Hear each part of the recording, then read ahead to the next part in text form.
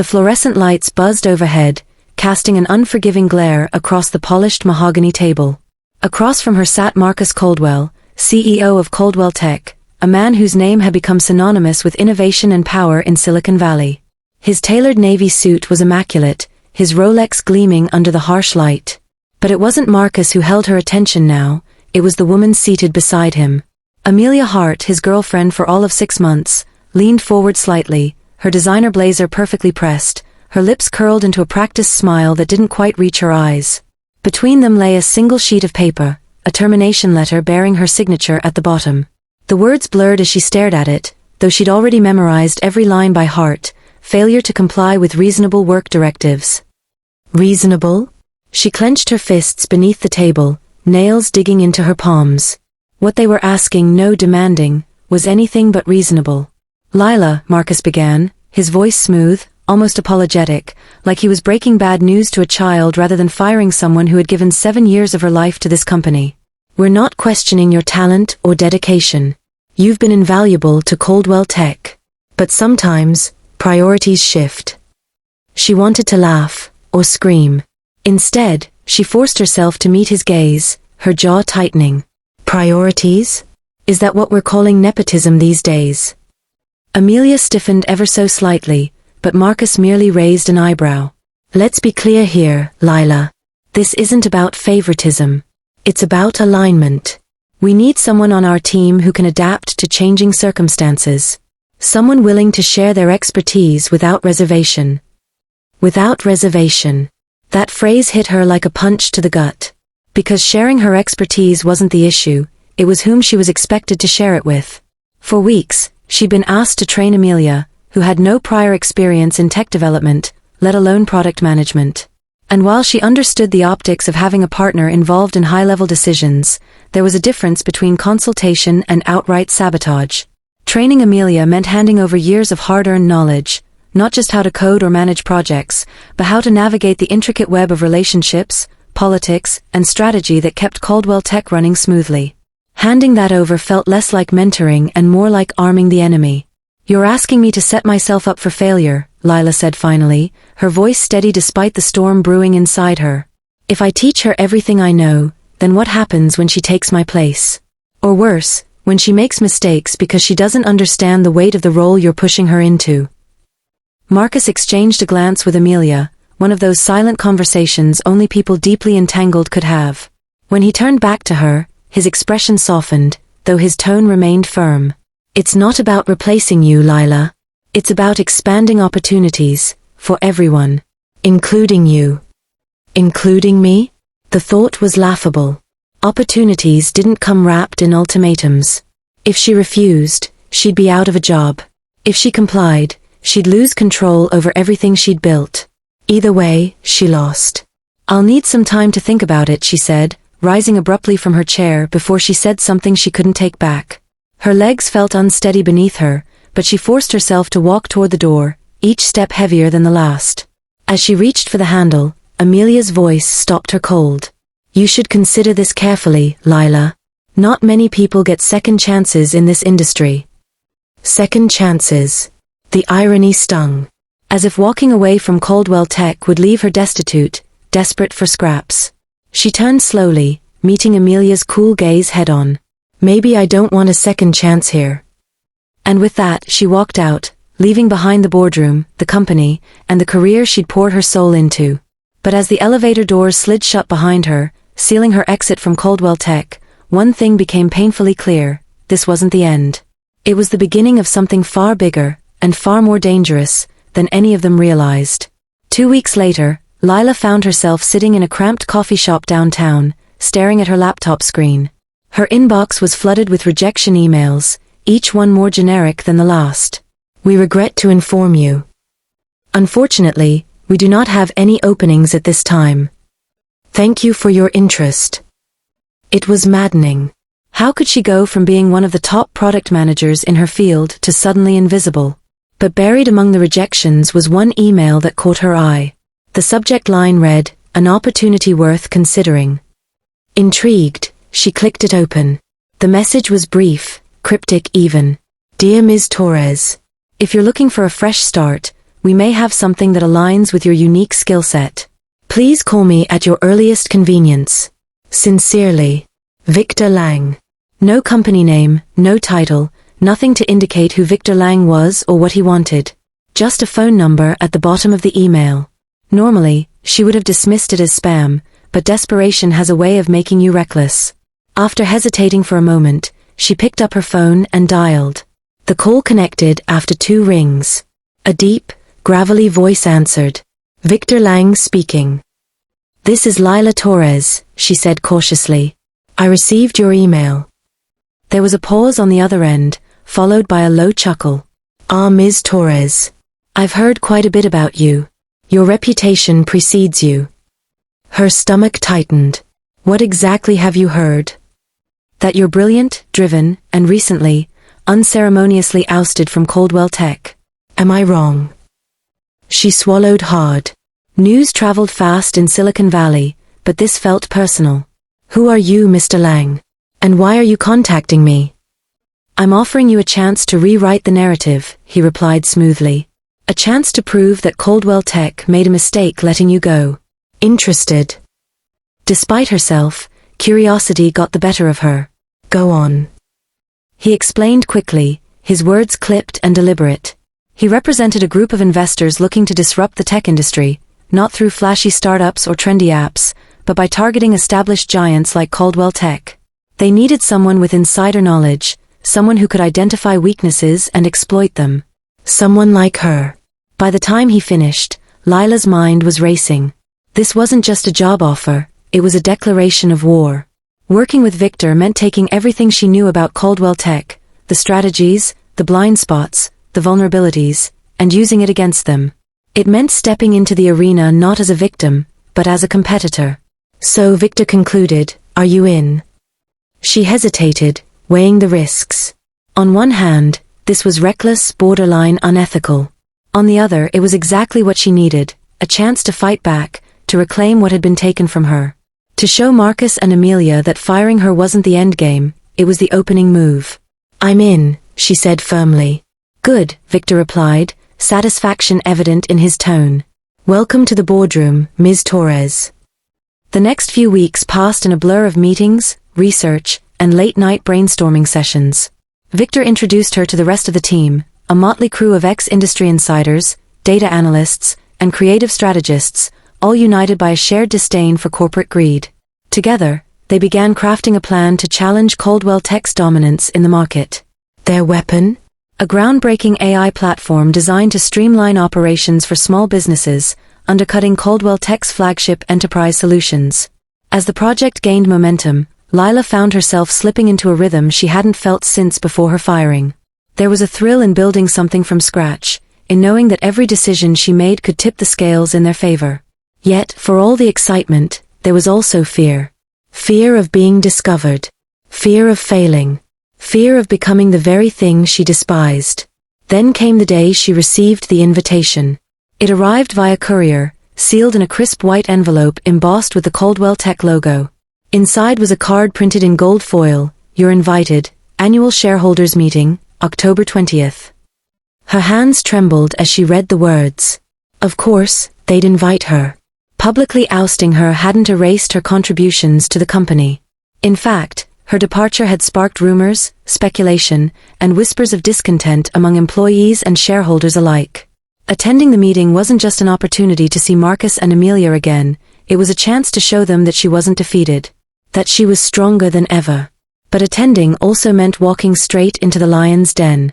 One misstep, one careless word, and everything she'd worked for could crumble.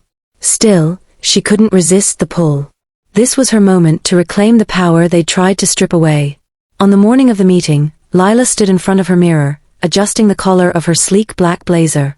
Her hair was pulled back into a tight bun, her makeup flawless. She looked every bit the confident executive she once was, but underneath, her nerves were frayed. She grabbed her bag, took a deep breath, and headed out the door. When she arrived at Coldwell Tech headquarters, the familiar glass and steel facade sent a pang of nostalgia coursing through her. For 7 years, this building had been her second home. Now it felt foreign, hostile even. As she stepped inside, she spotted colleagues she used to work alongside, Some avoided her gaze, others offered sympathetic smiles. None dared approach her. The boardroom was packed when she entered, the air thick with tension. At the head of the table sat Marcus, his presence commanding as always. Beside him, Amelia looked poised, her confidence unwavering. Lila took a seat near the back, careful to blend into the crowd while keeping her eyes trained on the front. Marcus opened the meeting with his usual charisma, outlining Caldwell Tech's achievements over the past year. But as he spoke, Lila noticed subtle cracks in his armor, hesitations, glances exchanged with Amelia, a faint twitch of discomfort when certain topics arose. Whatever issues lingered within the company, they were starting to show. When the floor opened for questions, Lila waited patiently, biding her time.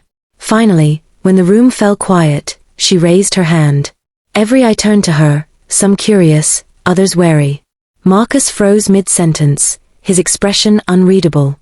"Yes, Ms. Torres," he prompted, his voice tinged with caution. Lila rose slowly, her movements deliberate. She locked eyes with him, letting the weight of the moment settle over the room. Then, with a calmness that belied the storm inside her, she began to speak. "Mr. Caldwell," she said, her voice carrying effortlessly across the room, "I appreciate the update on the company's progress. However, I'd like to address something that seems to have been overlooked in your presentation: innovation." A murmur rippled through the audience. Marcus shifted in his seat, clearly uneasy. Lila continued, undeterred. "Innovation isn't just about maintaining the status quo or tweaking existing products. It's about anticipating change, embracing disruption, and staying ahead of the curve.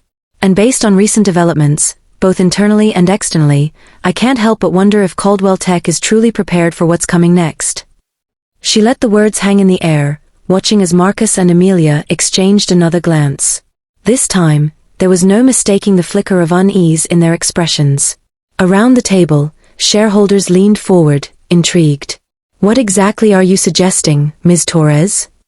Marcus asked, his tone sharper now. Lila smiled faintly. "I'm suggesting that complacency is a luxury no company can afford, not in today's market. And while Caldwell Tech may still dominate the landscape, there are new players entering the game. Players who aren't afraid to challenge the establishment." For a split second, Amelia's mask slipped, revealing a flash of anger. Lila savored the moment, knowing full well the implications of her words. This wasn't just a warning, it was a promise. As the meeting adjourned, Lila exited the boardroom with her head held high. Outside, the city skyline stretched endlessly before her, alive with possibility. This was only the beginning. The days following the shareholders' meeting were a whirlwind. Lila's pointed comments had sent ripples through Caldwell Tech, igniting speculation among employees and investors alike. Whispers of discontent grew louder, fueled by rumors that the company was losing its edge. Meanwhile, her own team worked tirelessly to finalize their AI platform, pouring every ounce of energy into ensuring it would be nothing short of revolutionary. Victor called her late one evening as she sat in her apartment, surrounded by blueprints and notes scattered across the floor.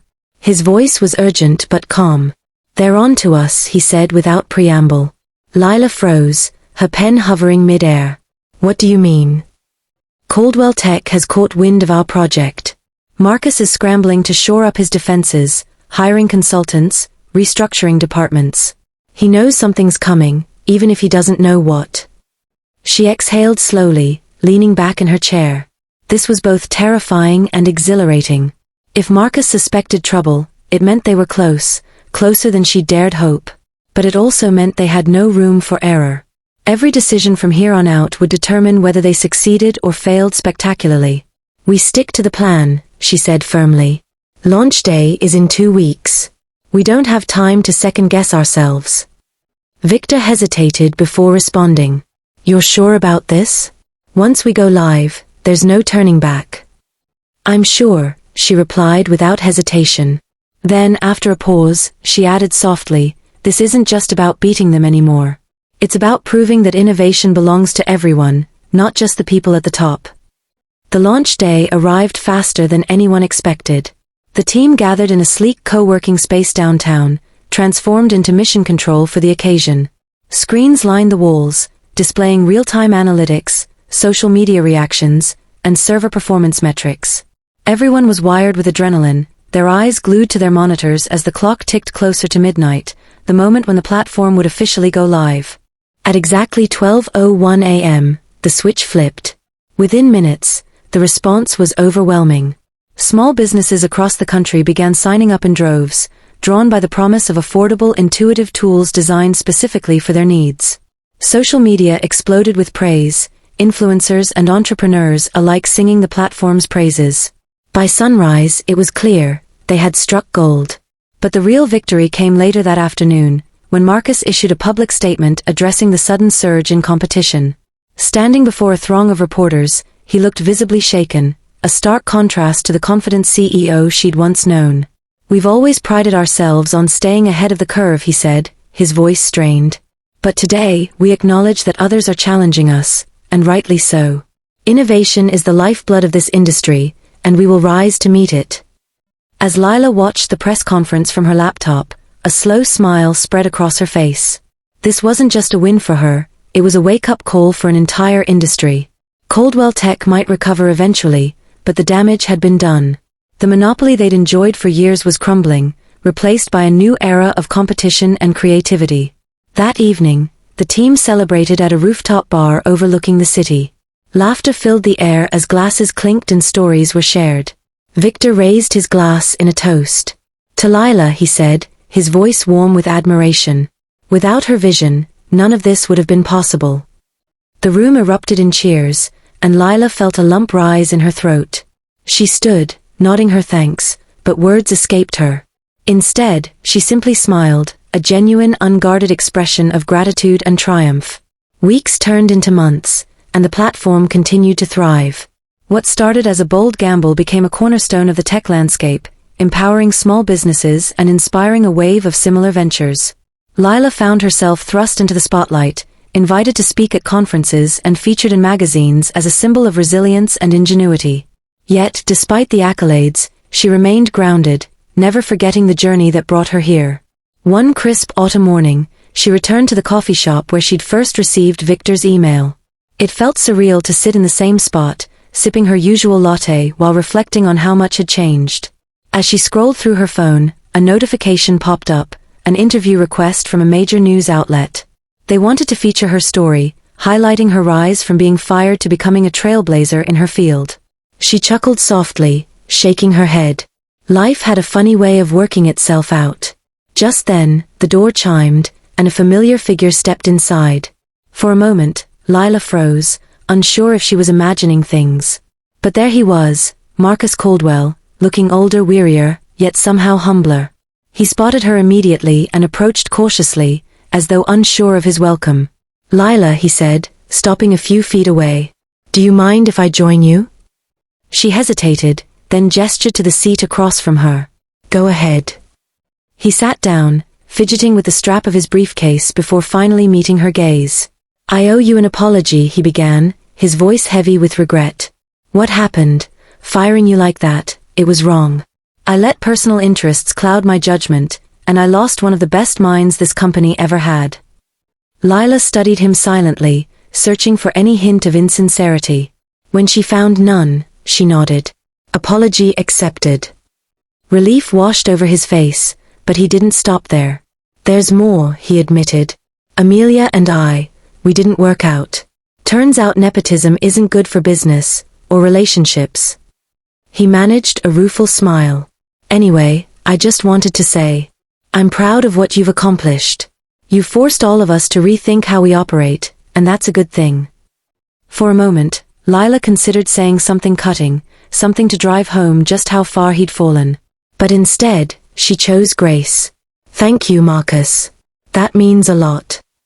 After he left, she sat there for a long time, watching the leaves dance in the breeze outside. There was no bitterness left in her heart, only peace.